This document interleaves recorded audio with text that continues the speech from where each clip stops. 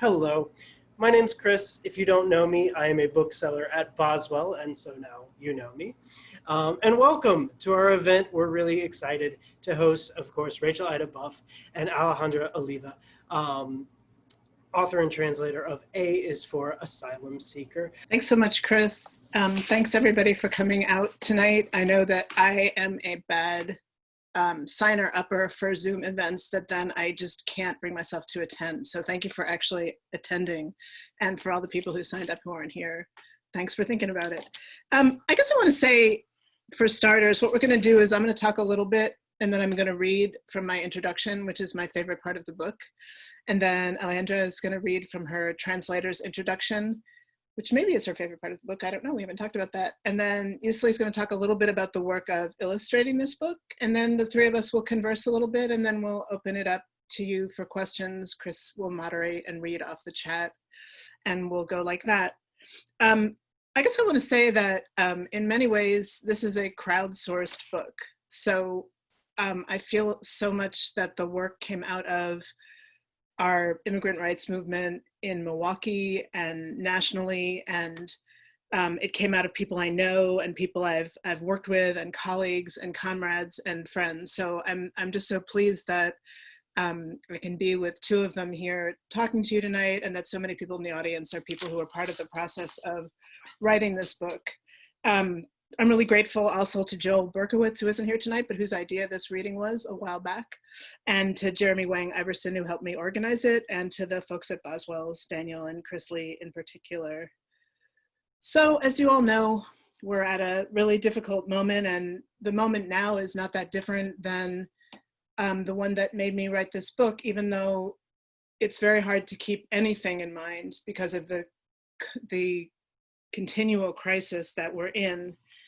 But it's hard to remember that, you know, when I started writing this book a year and a half ago in the spring of, when I started writing this book in early 2019, which was a while ago now, it seemed like the crisis to me, that the question of human rights and immigration, immigrant rights and refugee and asylum rights and caravans at the border and globally seemed like the crisis. It seemed like the thing that, you know, in terms of human rights was just so salient.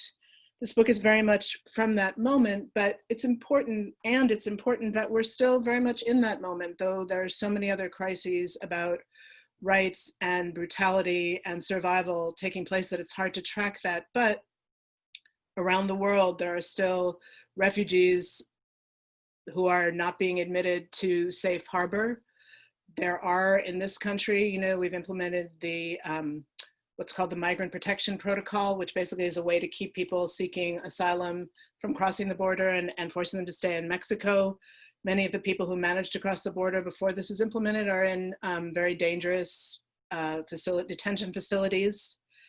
In our state, Wisconsin, and in many others, essential workers who you see thanked in yard signs and in political rhetoric are forced to work without protections. And I'm talking protections from the level of personal protective gear and coronavirus testing to protection against deportation, right? So the people who are producing our food, who are enabling people to shelter in place and be able to eat and, you know, buy groceries and all of that, have very little protection. We've had coronavirus clusters in this state since March around food production in the slaughterhouses in Green Bay. These are the people who are the frontline workers who labor with very little protection because, in many ways, of white supremacy and immigration status. Just tonight, when I was getting ready to talk, I heard a news story about a Ugandan human rights pastor who has been in detention here for 18 months, who's about to be deported back home to Uganda because he is not deemed worthy of receiving asylum. So it seemed to me in early 2019, and it seems to me now, that the crisis that we're in around immigration status and the ascendance of a xenophobic white supremacist regime is in part a language crisis. And I talk in the book about the demeaning of language, the ways that terms that many of us would like to see have some meaning, like refugee and asylum seeker, are being demeaned by the current regime. And as I got more interested in that, I realized that all of those, this is a long historical process. So it really goes back in many ways to indigenous displacement. So in early settler colonial regimes in the Americas, indigenous inhabitants were displaced. Then they were called itinerants. Itinerancy is what filled early American jails, the crime of vagrancy or itinerancy. So you take people, you throw them off their lands, then you say, well, they're not really anywhere. In the book, I tell the story of a story my friend Rich Keyes, who's a scholar of the Métis people, told me about people who in the Upper Great Lakes in the late 18th and early 19th century who were known as strolling French, who were actually indigenous. And they were indigenous inhabitants of the land that they'd been dispossessed from, but calling them strolling French make it seem like they were like, I don't know, kind of drunk Frenchmen on their way through. They could be arrested and detained. So this language crisis is a long-term one about who has rights to be somewhere. And I wanted to trace that. So I'm gonna read a little bit from the introduction and sort of introduce you to my thinking about this. I'm gonna read two chunks of the introduction because I don't wanna go on for too long. It's often the case for me that the acknowledgements in the introduction are my favorite part of any book I write. So, this book appears during a time of crisis. Around the world, the number of people forcibly displaced from their homes by war, violence, political repression, and climate change climbs to 70 million, according to the UN. Because of the particularities of international refugee law, this net number does not include the many millions more who flee economic devastation. As millions leave their nations of origin, rising racism and xenophobia in many migrant destinations, such as Western Europe, Australia, and the United States, lead to increasingly harsh policies towards people on the move. The global rhetoric of counterterrorism brands people on the move as potentially dangerous and subversive. The politics of fear and resentment motivate limitations on immigrant and refugee admissions, as well as the construction of walls, borders, and detention camps. Interning migrants in offshore, border, and inland camps is big business, part of a for-profit incarceration complex benefiting transnational corporations like Geo Group and G4S. This complex spans the globe from Ferguson, Missouri to Palestine, from the US-Mexico border to the Pacific island nation of Nauru, from Turkey to Denmark. People are forced to leave their homes because of political, economic, and environmental peril. Historically, migration emanates from centuries of forced displacement through the twin processes of colonization and capitalist development. Indigenous dispossession is a primordial and continuous source of displacement, from the genocide and forced migration of indigenous peoples in the Americas and Africa to the ongoing wars over resource extraction on these continents. In the Western Hemisphere, a crisis in Central America fomented by decades of US military and economic intervention results in the spectacular exodus of caravans of migrants headed north to seek safe harbor in the very nation that has been instrumental in the degradation of their homelands. Among them are thousands of indigenous people dispossessed by repression, resource extraction, land speculation, and development. Following the example set by people on the move, this book migrates widely in space and time. For example, over the course of the 20th and 21st centuries, the word deportation has come to define the particular experiences of foreign-born people being arrested, detained, and removed from their homes. In the mid-19th century, this same word was used to describe the violent removals of indigenous peoples from their homeland, such as the forcible dispossession of Cherokee, Choctaw, Creek, and Chickasaw peoples from their ancestral lands in the southeastern United States during the 1830s. Legal scholar Daniel Canstrom describes early antecedents, state practices that originally did not apply to foreign-born people, but that eventually enabled the creation of what we might call today the Homeland Security State. Following the connections between experiences of displacement across space and time, this book creates an intersectional account of the current crisis.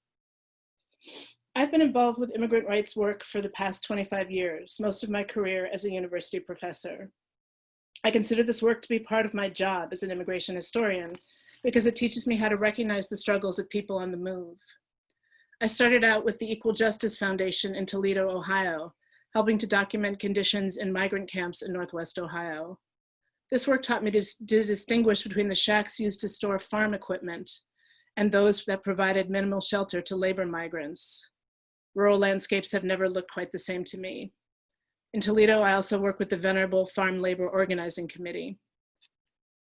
When I moved to Milwaukee in 2004, I was fortunate to encounter Voces de la Frontera and its visionary leader, Christine Newman Ortiz.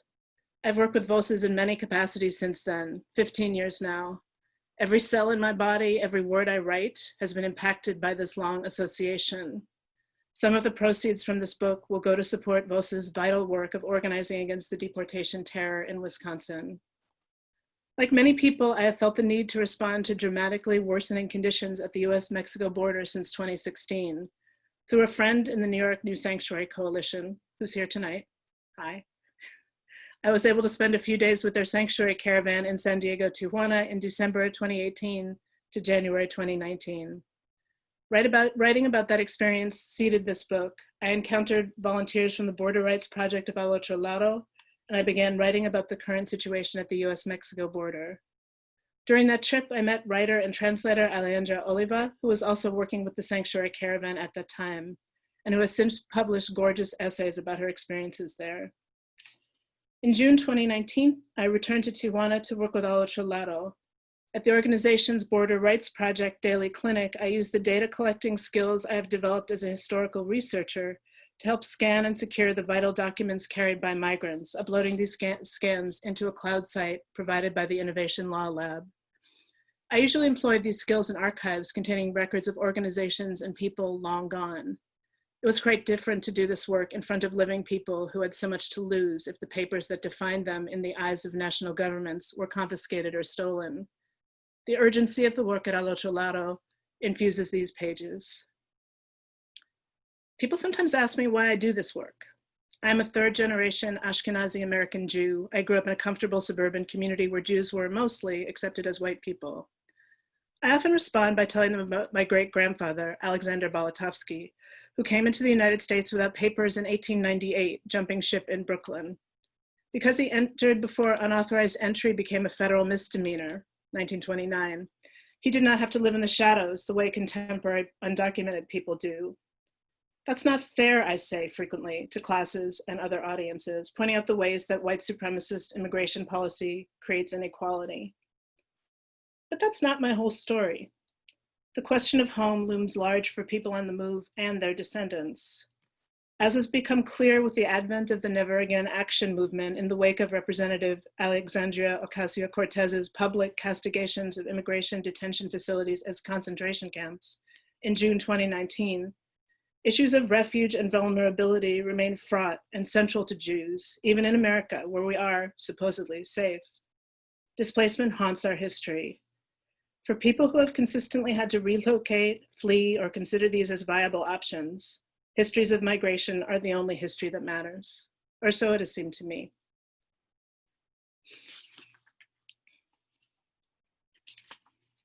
Okay. This book is organized like an abecedary, an inscription that bears all the letters of the alphabet. In keeping with this form, most of the terms are in alphabetical order. Asylum Seeker is, unalphabetically, the first entry.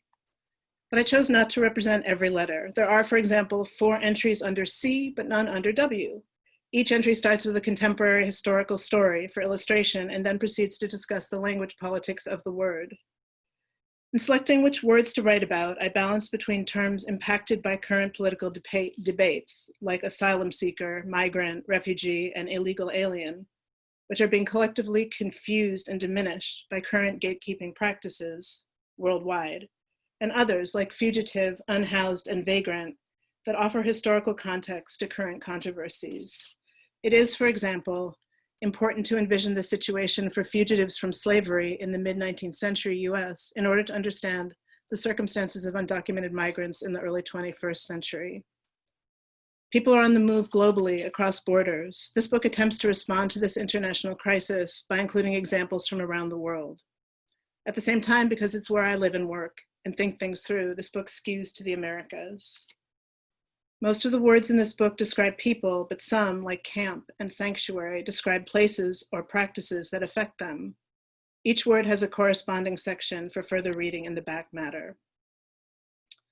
Everyone I've described this book to has had suggestions for entries. You're probably thinking of them right now.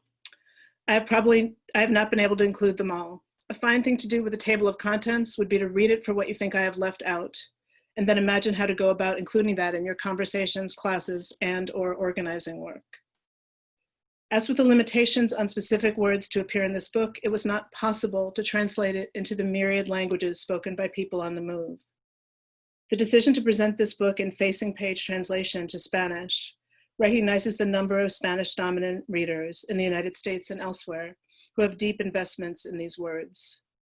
Because the Spanish translation appears on the recto or right side of the book, anyone opening it is likely to see the Spanish first.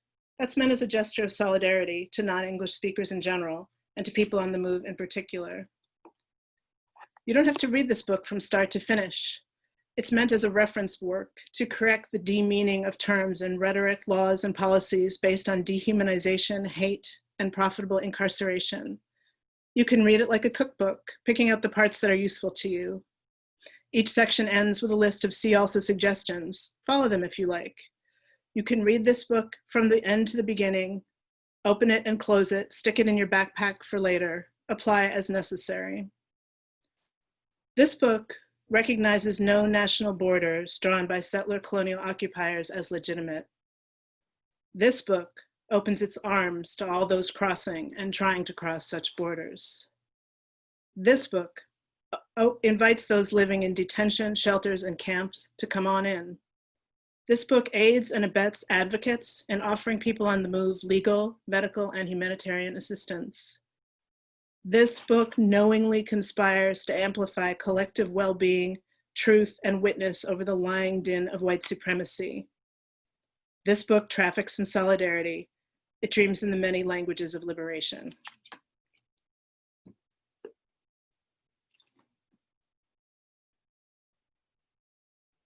Thank you so much for that reading, Rachel. It was beautiful. I maybe have not read this book since I finished translating it. So it was really nice to hear that again in your voice, which was so clear to me as I was working on the book. So it's so nice to get that. I am going to read just a little snippet of the translator's note.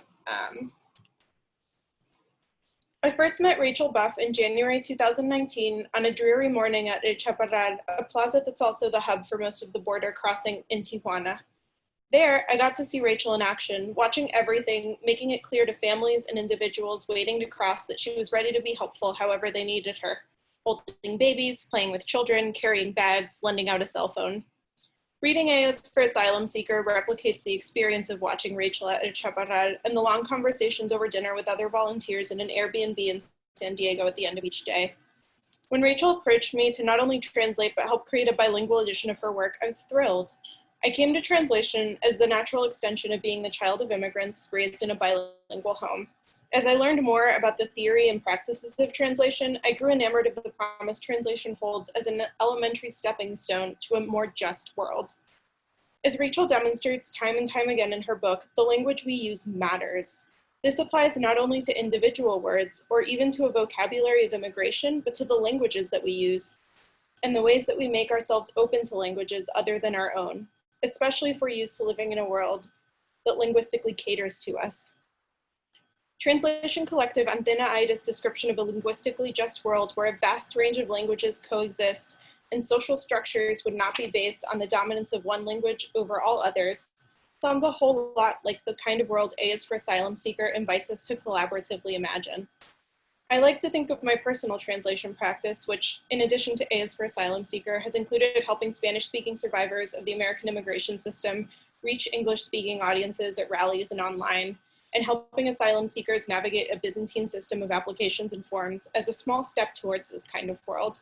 While language alone is not enough to fix the deep problems of xenophobia, white supremacy, and anti-immigrant sentiment, it is a first step. Thank you.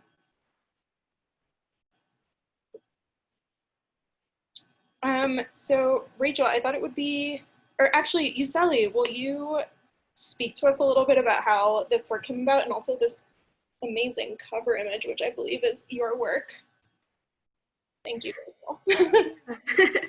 Yeah, of course. Thank you both. And Rachel, thank you so much for the opportunity. I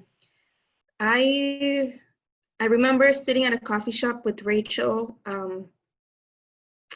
kind of like figuring out what I wanted to do in Milwaukee after my 3rd year of college. Because I dropped out, it just became really expensive. And at that moment, I was unemployed because my DACA, so I'm an undocumented, no tengo papeles, y sin miedo. And I had no idea what I was going to do. At that point, I was only coordinating vendor events, particularly Black, Indigenous people of women of color and older women who don't have access to technology to sell their items. So I was doing that work as like my full-time dedication because I did not want to get like a side job or work with like false papers just so I wouldn't mess up like my current work permit. And that was kind of like that was the end of the conversation. And that day I had drawn Rachel and her beautiful family as a parting gift to one of their daughters, I believe. And so we had met over coffee just so I could hand them these, the posters that I made, and that it was a graphic. So I used a program called Procreate on a tablet. And then maybe like a day later, Rachel just sent me a Facebook message like, hey, would you be interested in just doing this cover for my book? And so it all kind of transpired into what it is now. The illustrations that are inside the book, they all come from like a time in history and also like a time in like what's been happening here and like all over the world. So that's an actual, the beauty about graphic illustration is that you can take so many components from different images and place them in just one. There's one in particular where it's a Black man and he is shirtless and he's in front of a lot of military, like just armed militia. And this is during the Ferguson uprising. I was very adamant about adding the canisters that they used to kind of attack the people that were uprising. And all of those canisters, they're all made in the United States and they're found all over the world where riots happen. That particular poster that young man is holding up says Dreamer. That poster has been seen all over the world because it's actually a poster from a couple who are photographers. And they take that poster and they place it all over protests that they attend. So that was really awesome to just kind of incorporate all of that. Then there's another image of a young man sitting on top of the border wall, kind of like raising his fist in the air, just kind of showing, like borders are man-made concepts. There's one where it's kind of concentration camps and they look like a circus tent, and they literally do look like circus tents. And that's basically a concentration camp that's here in the US. And so they all encompass they all are in relationship with like Rachel's alphabet, but also kind of like what they define to kind of, to blend both like uprisings that happen all over the world, but also uprisings that are happening here in the US. And so I was very fortunate to participate in this, and just the opportunity, right? And in this creation. My favorite part of the book is actually the end, where it offers resources for you to reach out to organizations if you plan on coming to the US. And I think it's my favorite because when my parents and I came to the US, like those resources would have, come in handy had we come in contact with the book. So I know it'll help a lot of people. Hearing you two talk about your experience at the border is only resonating with my experience here.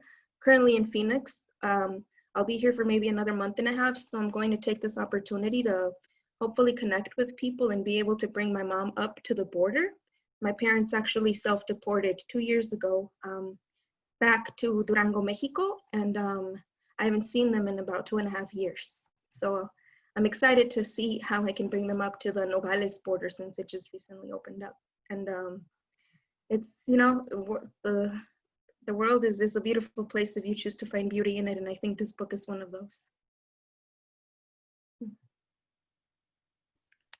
Thanks so much for both of your words, Yusli and Alejandra.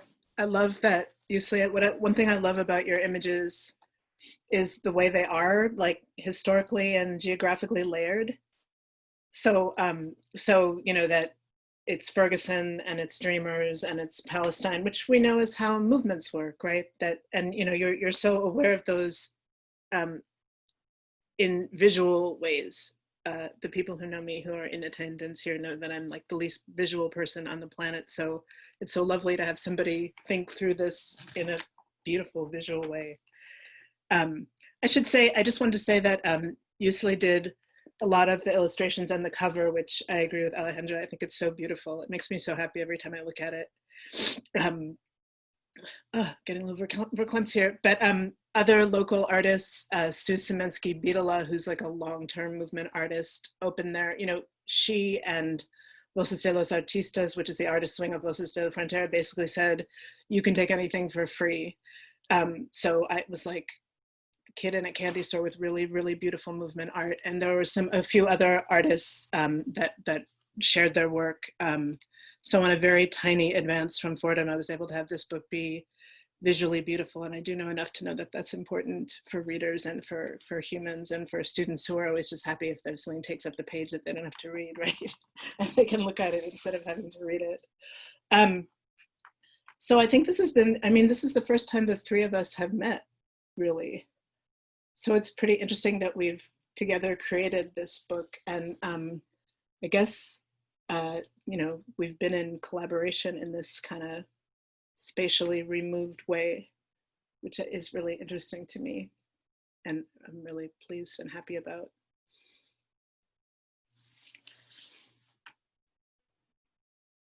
Yeah, it's so nice to finally meet you, Yuseli, and just being able to see, while I was copy editing the book, I just got like this Google Drive file with all of the different pictures, but seeing them in the book is so different than seeing just a whole bunch of Google Drive files. I think that something that feels worth talking about right now, and a question that I have for you, Rachel, but also you, Yuseli, is talking a little bit more about how the current moment that we're in is really laying bare the ways that the world is just really deeply interconnected, not only from a movement basis, but just like we are all, you know, reliant. We are each other's trust and bond, I think is the Gwendolyn Brooks line. So if you could talk a little bit about that, I would be really interested to hear about that. Yusli, do you want to start? Sure. You know, I think we're living in a moment of awakening. I think a lot of people that weren't forced to do it before, now because we're at a standstill, they're kind of forced to pay attention. They're kind of forced to ask themselves if they're on the right side of history.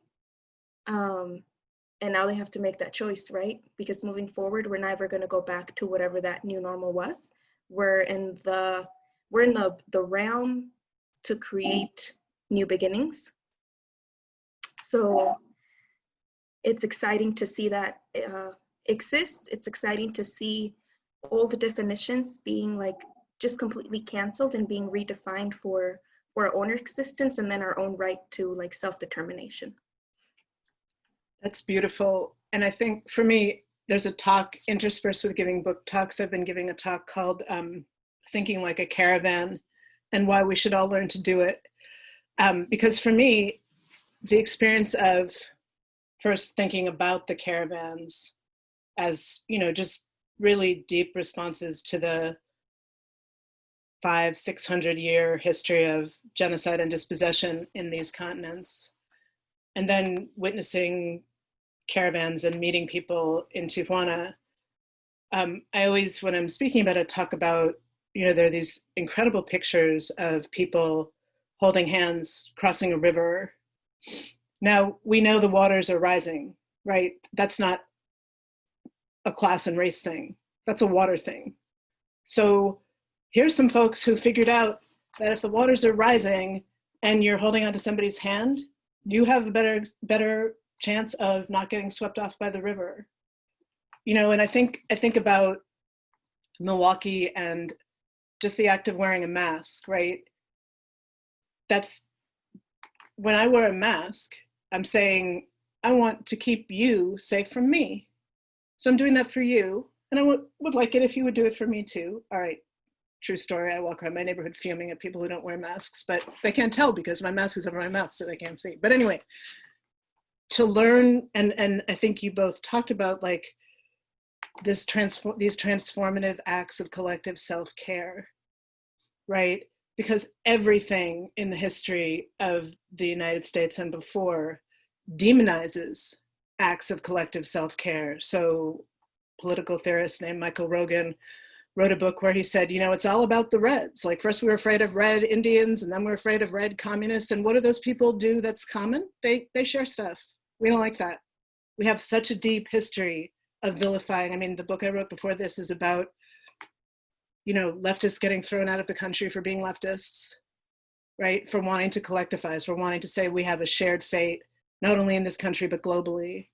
So for me, the caravans are this beautiful model of collectivity. And I don't want to put too fine a, I don't want to hold them up. Like these are very difficult passages people are making over treacherous terrain, and people are traumatized. They leave because they're traumatized, and many people are traumatized in the journeys. But they've figured out something about caring for each other that we ignore, I think, at our peril and this time.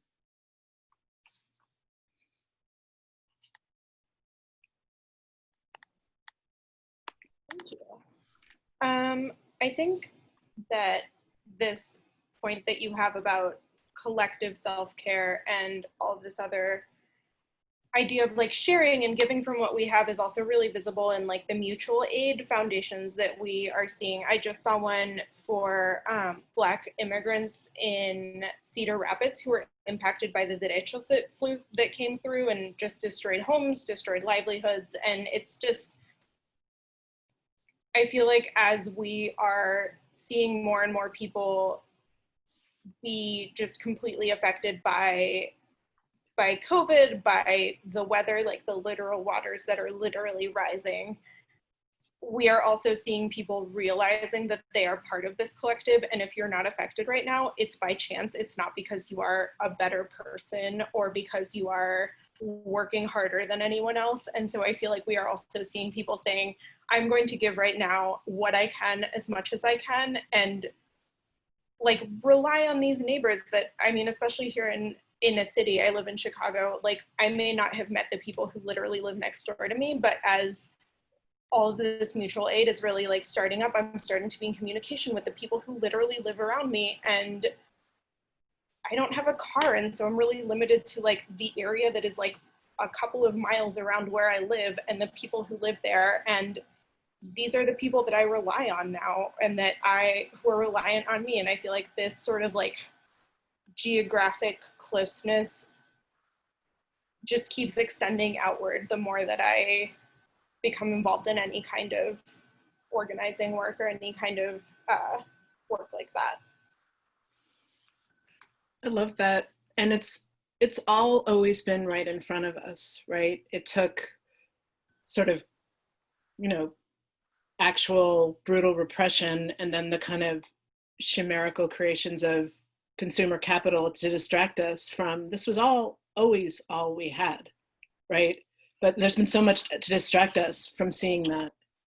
And so it's interesting that, I mean, I think both of you are talking about the way sort of opportunity and crisis, you know, that it's very clear now.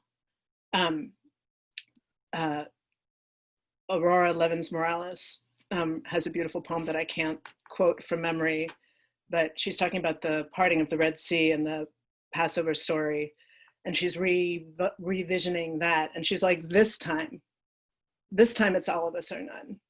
This time we're not going to talk about some people being drowned and some people being saved. This time we make a decision and we cross all of us together. And we don't like, you know, blame people and hold people accountable. We cross together. And it kind of is that. Now, you know, that isn't saying that there aren't people who maybe might be drowned by a flood in a good way, but, or people like in Leslie Silco's Almanac of the Dead, which is, I think is an incredible book. She talks about how, you know, rich people kind of take off in these terrariums that circle the earth with the last good air and the last good water. All of that is happening. But the rest of us need to figure out what to do while the waters are rising, right? So it's always been here. We could open it up for questions now, if there are questions or things people want to talk about. Chat function is open. Just got a couple of comments. We got a heart from someone to everyone. And Nan says 3 gorgeous presentations, so thank you. I think in the meantime, maybe, Rachel, could you talk a little bit about the structure of the book and why an abecedary felt like the natural form for what you were up to? I'm a language person first. I think that's what I like about your work too, Alejandra, is that you're a language person, and I felt like we could work together because I love the way you use words. And so as a historian, I can tell you how the word refugee came to have the meaning it did, and how it came to have kind of a more glorified resonance than migrant. And when we were in Tijuana, and in the times that we've had in the past couple of years, when the word comes out of my students' mouth, when I hear students use the word refugee like a curse word, you know, I come from people who really devoutly hope that if things get bad for us in America, we can go somewhere else, that really are invested in that post-World War II refugee regime. Refugee for us is like, it's such a good word. It means like people give you soup and warmth. And when I hear people use it as a curse, I find that arresting and troubling. And I wanted to understand the historical conditions that made that possible. You know, I think I've learned a lot from the immigrant rights movement. No human being can be illegal. But that doesn't mean the term illegal alien doesn't pack a punch, right? Or criminal alien or bad hombre or whatever, stupid. But like, you can make fun of those things, but they have incredible power. And I guess as a person who feels protective of language, I wanted to understand how that came to be. I just wrote a short article about the Claremont Institute scholars, so-called scholars, who are perpetrating the, you know, Kamala Harris is not really a citizen. She's not really, the same people perpetrating that bunch of hooey are also pushing to not count undocumented people in the census. It's the same people with their same crazy, stupid ass language, right? And, you know, they're committing not only violations against people, but they're doing it by warping and distorting the language. So this is my counterinsurgency campaign for those.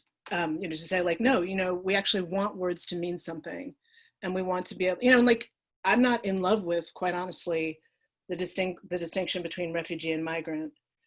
I'm here for the record to say that if anyone has to leave home, they deserve to get shelter somewhere else. I don't care why, right? I don't want the state being like, oh, that's a rice refugee, not a real refugee. I think that's a bunch of hooey. But I do want us to have words that mean something. I want refugee to have a nice valence around it, so that when, you know, like, I think most people in this audience tonight want to think that if terrible things happen in November, we could flee somewhere, but I don't think we can. And I, you know, like the current contraction of global affection for giving people refuge, the current demonization, literally, of rescuing people drowning at sea, literally. People are serving jail terms for putting water in the desert, for picking people up out of the Mediterranean, that those are thought of as crimes. Like, something is really wrong with the world, and something's really wrong with the words, right? Like, I say hero, you say criminal.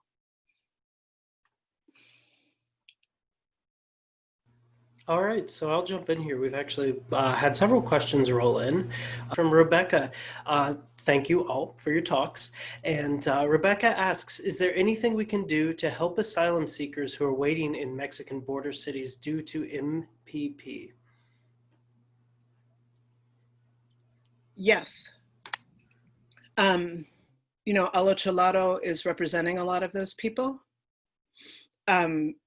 So their border rights project in Tijuana provides legal and also sort of incidentally shelter and food advice for people who are stranded in Tijuana, but there are organizations and across all the border cities, and Alejandra, I think you're more knowledgeable about this than I am, about the specific organizations. There are people doing, you know, there's immediate kind of very basic relief needed. There are not shelters enough for everyone, even before the MPP program, right? So there's very basic shelter and education and food needs for the families that are there.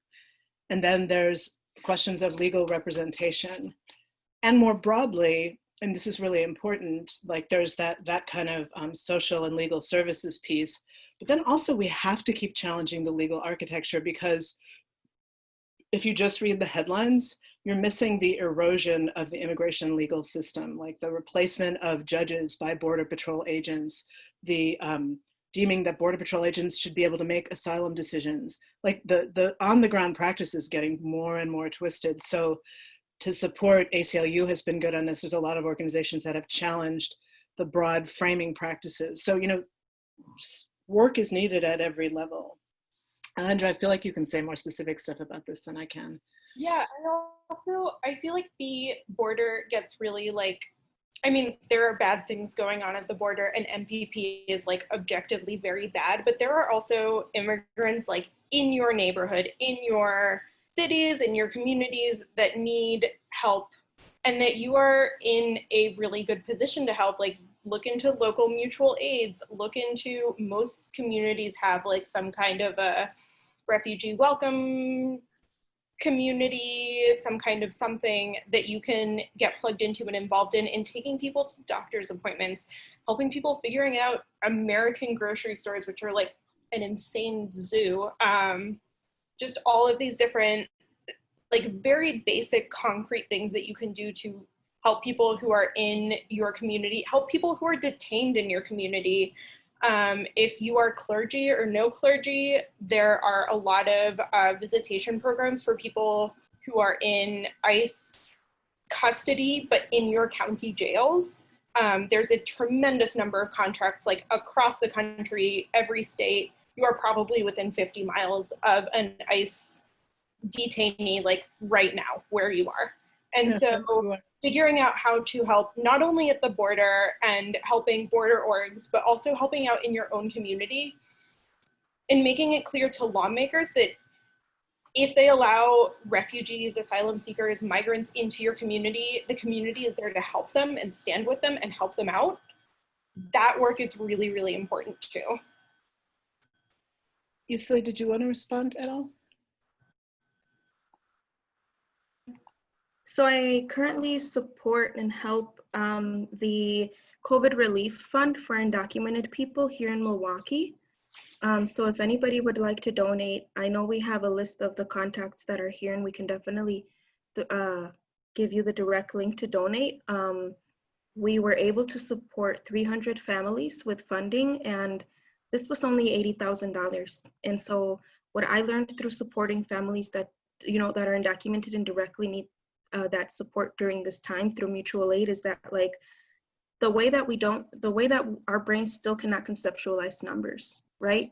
$1 million really still only helps 10,000 people if we even got that much money. And all we did was have access to 80,000, which only really allowed 300 families to keep their lights on for, you know, 2 months during COVID. So that's, you know, similar to just helping undocumented people that are already refugees here in the US without the title, you know, refugee, and just supporting the mutual aid efforts that are led by Black and Brown people in Wisconsin, but also all over the state. Yeah, thanks both of you. I'm thinking about the family that in Milwaukee that were taking their kids to school last September when there was an ICE raid, you know, helped by MPD, the Milwaukee Police Department. And it was really important that their neighbors, and this relates to what Alejandra was saying before, their neighbors turned out and videoed it and were there and were questioning, where are you taking them? What are you doing? And there was like a community outpouring. You know, we were all in City Hall a lot last fall. And I was really moved by just the like broad array of people showing up to talk about how untenable it is to have police ICE collaboration, and that gets back to what Alejandra was saying, like the border is everywhere. You know, because we're close to Lake Michigan, ICE can do whatever they want in Milwaukee if we're not on it, right? Mhm. And so I think what you both said about supporting local orgs and local struggles is as important as what's going on at the border, because the border has been sort of, you know, because of whatever, 25 years, it feels like 25 years, because of the long time of Homeland Security, right? It's been very hard to oppose. So our communities are militarized and coercive. The next question from Nan, who says, I am so struck by how you're all quoting African-American poets and Jewish Latinx poets, and it makes me want to ask, what is the relationship to the Black Lives Matter movement that we are all so committed to right now? I feel the connections are deep, but would love to hear what the three of you have been thinking about as everything's unfolded in the past months. Well, I mean, one thing is there's a Black-Brown Youth Solidarity March here in Milwaukee on Saturday.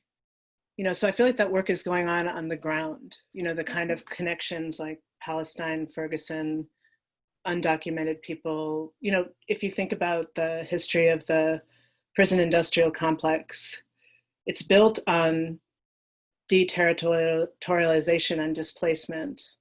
So just the act of becoming placeless or unhoused or itinerant, becoming criminal, building the jails, and then it gets a huge boost under Reagan when they decide to incarcerate Haitian refugees for being, I don't know, refugees and Black, basically. So as we're opposing policing, as we're opposing the prison industrial complex, and I think we also have to think about this internationally. I think that, you know, it's not hard for people in Ferguson and people in Palestine to recognize each other as struggling against similar forces. It's maybe hard because of, I don't know, 100 years of anti-internationalism for us to see that the same processes are at work. That, look, G4S, Geo Group, all those people, they're making money by putting people in jail. They're making money by funding local police. They're making money by the Deadly Exchange campaign, by sending police, American police, to be schooled in Israel. All of that is good for those folks. That they're, you know, those connections are really important. And I think, Nan, your question too is about liberation and visions of liberation, and how deeply important the African American freedom struggle is to framing visions of liberation in this country and internationally. Yeah, if I can add, you mentioned Reagan, right? And like the language that he used to coin and just improperly target the Black community while he was president was like the term welfare queen, right? And we forget, and honestly, like I know that in the Latino community, Latinx community, I have a role understanding how much anti-Blackness exists in our community and how much work I have to do to hold those people accountable, to promote, you know, pro-Blackness and pro-liberation, because they have always taken the direct hits for people that come to, you know, this side of the border, and they benefit from these systems, you know, and you have children and you benefit from WIC, and it's all through the, you know, through the struggle of Black liberation. But also, I hope we're all looking at the same North Star. And I hope, you know, some borders are good borders, right? And I say that because, you know, my North Star is with the vision of just like Pan-Africanism and Aztlán, and just Black and brown liberation, right? It's solidarity forever. And one day I dream that Aztlán will be ours once more, you know, Black and brown and indigenous people of color.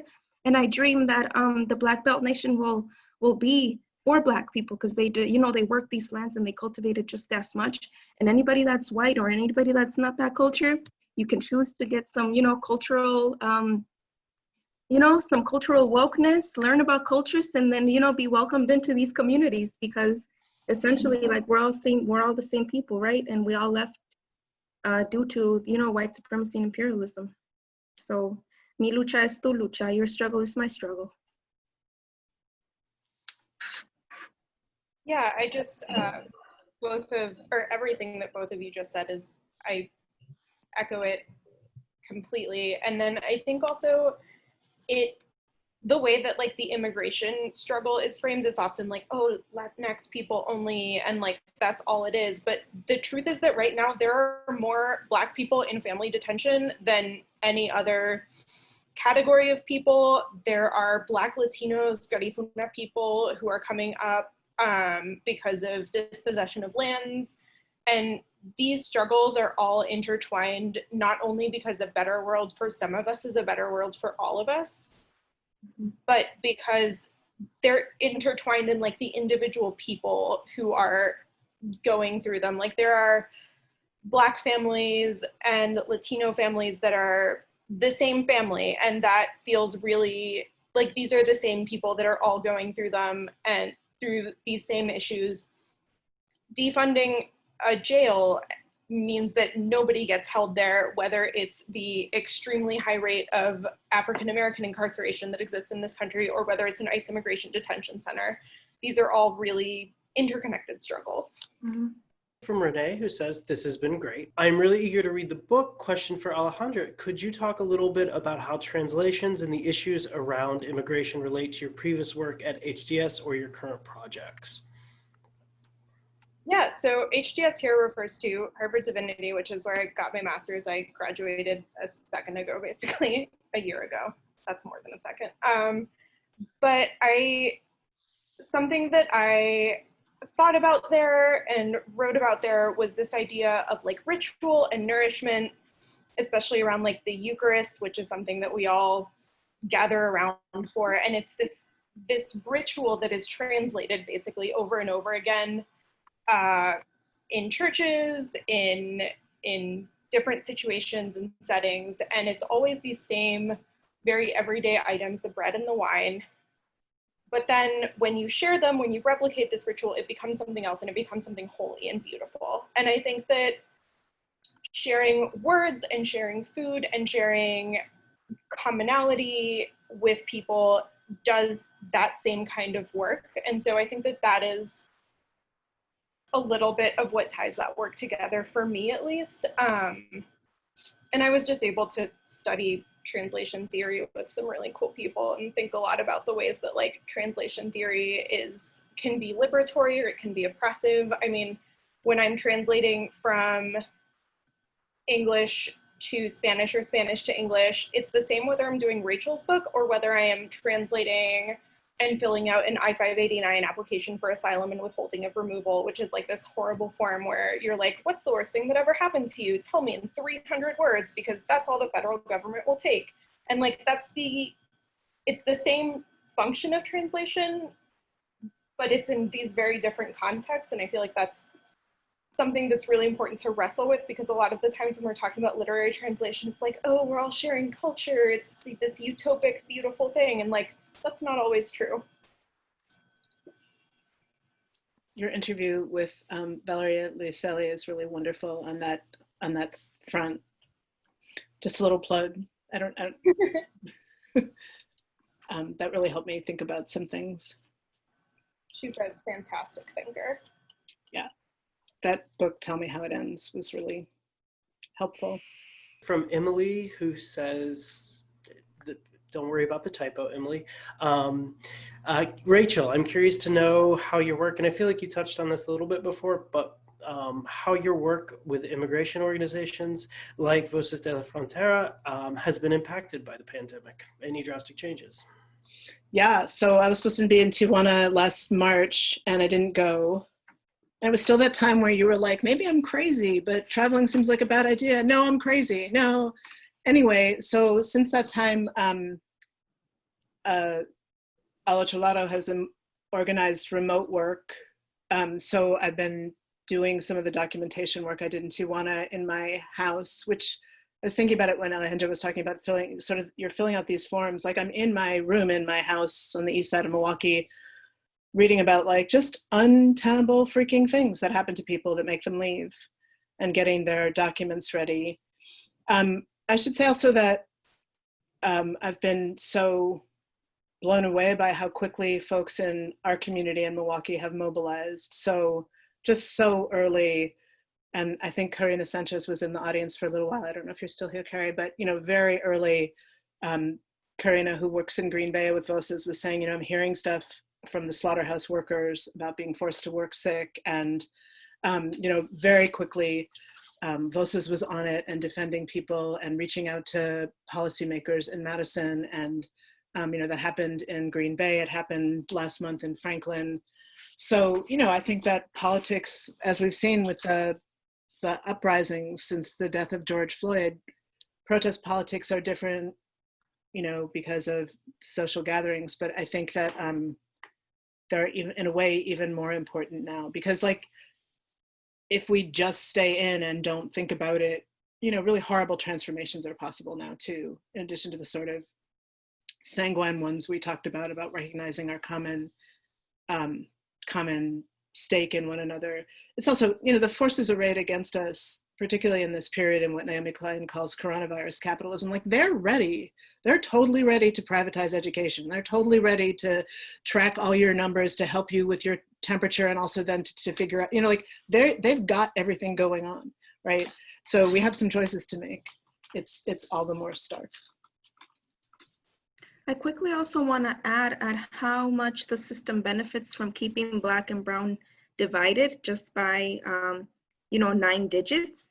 Being undocumented, I have so much to risk if I want to join the uprisings, right? Being the sole provider for, 6 relatives back home means that I cannot, step out of my house and join any uprising, as much as my heart wants to, and as much as this longing to be on the streets with my people is it's calling me. It's so limiting to just watch it through a screen, but also it's so freeing, right? To watch it through a screen and know that people are standing up for me, that want to be out there. And for, people wondering, how can I start? Is it too late for me? I'm, too far down the line. I just saw an elder white woman get arrested for crocheting in front of a state representative's house. So you can do it, right? And please do, please be my voice while I, for the voiceless.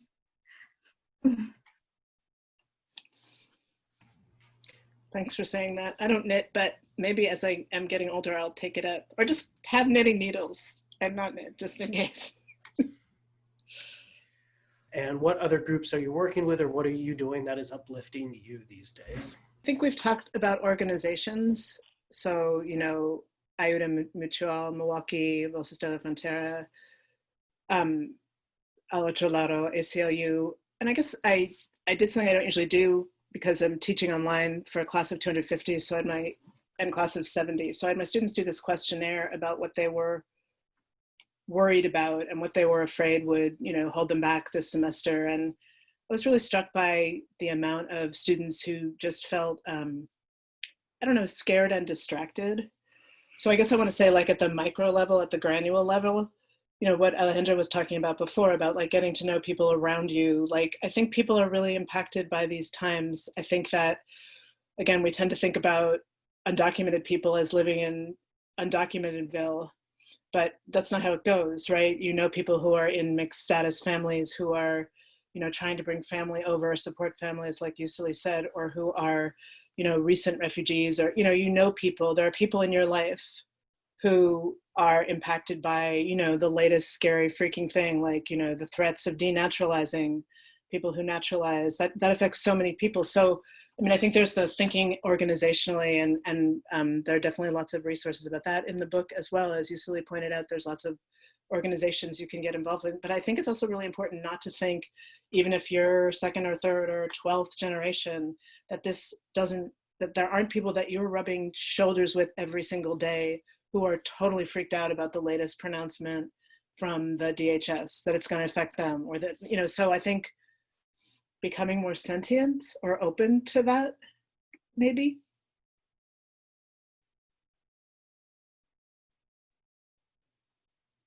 Yeah, and it feels like a tall order right now to some extent to ask people to be even more freaked out than they already are. But there are people who are living around you who are that level of freaked out already every day and are worrying about it.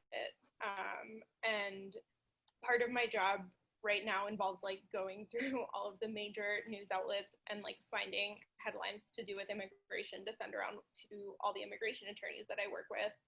And so I like see it. It's like, oh, a fee increase that's like charging people money to apply for asylum or doubling the amount of money you have to pay for DACA. And these are not small amounts of money already. And so just like the day by day, rule by rule, like tiny little policy, tiny little Board of Immigration Appeals, like bullshitty, whatever, that just is continuing to erode this program that so many people have fought for and have really struggled for. I think a really important example of it right now is DACA and the ways that,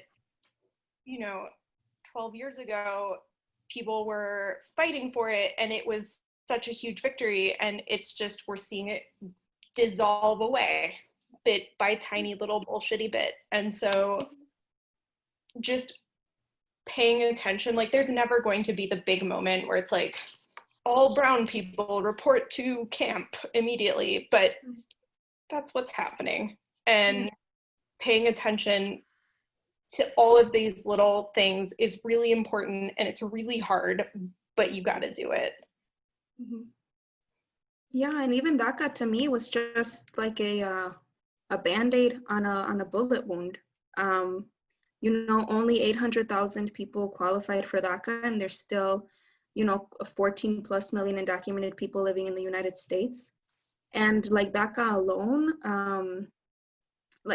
gave the Department of Homeland Security $400 million. Like, what are they doing with $400 million that 800,000 people gave them? Because we don't see that in our community. We don't see that when we're mobilizing people to get counted in the census. Like, where is this money going? And the only thing I can think about is it's going to harm people outside of our own country. That's pushing them to come to this country. And, they call this place the melting pot, but it's more like a gold cage that you can't get out of, and you just get to admire the shininess from the inside out. Thank everyone who has tuned in here this evening. I'm Chris from Boswell, and I want to tell you we wouldn't have a bookstore without any of you, virtual otherwise. So thank you so much. Have a wonderful night. Good night, everyone. Thanks everybody for coming. Bye. Be well.